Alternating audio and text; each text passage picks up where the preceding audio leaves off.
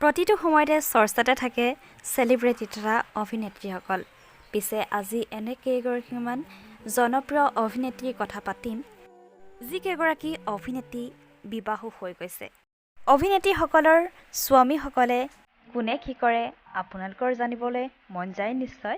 হয়, আজি এই ভিডিঅ'টোৰ জৰিয়তে আপোনালোকৰ মাজলৈ লৈ আহিলোঁ অভিনেত্ৰীসকলৰ স্বামীসকলৰ কাৰ কি কৰ্মসংস্থাপন। গতিকে ভিডিঅ'টো অলপো স্কিপ নকৰাকৈ শেষলৈকে চাই থাকিব। পোনপ্ৰথমে জানো আহক অভিনেত্ৰী আশা বৰদলৈৰ স্বামীনো কি কৰে। হয়, যোৱা 2022 চনৰ নৱেম্বৰ মাহত আশা বৰদলৈ বিবাহপাশত আবদ্ধ হয় গৌতম কুমাৰৰ সৈতে।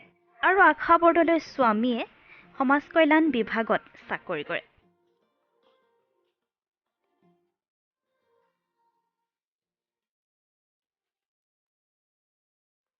সকলোৰে এখন চিনাকি মুখ অভিনেত্ৰী কাজল শৰ্মা যোৱা কিছুদিনৰ আগতে বিবাহপাশত আবদ্ধ হৈছে অভিনেতা টিংকু বৰাৰ সৈতে। সকলোৰে মৰমৰ অভিনেত্ৰী বৰষাৰাণী বিষয়া বিবাহপাশত আবদ্ধ হয় যোৰহাটৰ যুৱক ভাস্কৰ বৰুৱাৰ সৈতে। যোৰহাটৰ যুৱক ভাস্কৰ বৰুৱা পূৰ্বতে এখন ব্যক্তিগত বিদ্যালয়ৰ শিক্ষক আছিল যদিও বৰ্তমান তেওঁ শিক্ষকতা বাদ দিছে। কিছুদিনৰ আগতে নতুনকৈ বিবাহপাশত আবদ্ধ হৈছে অভিনেত্ৰী ৰিম্পী দাস গুৱাহাটীৰ যুৱক বিনয় তালুকদাৰৰ সৈতে। তেখেতৰ স্বামী এজন বিজনেছমেন।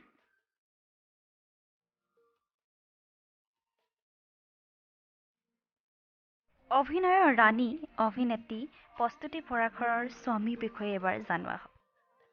অভিনেত্ৰী প্ৰস্তুতি পৰাশৰ বিবাহপাশত আবদ্ধ হয় মানস দাসৰ সৈতে।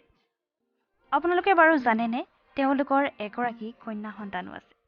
অভিনেত্ৰীগৰাকীৰ স্বামী এজন প্ৰশাসনিক বিষয়া।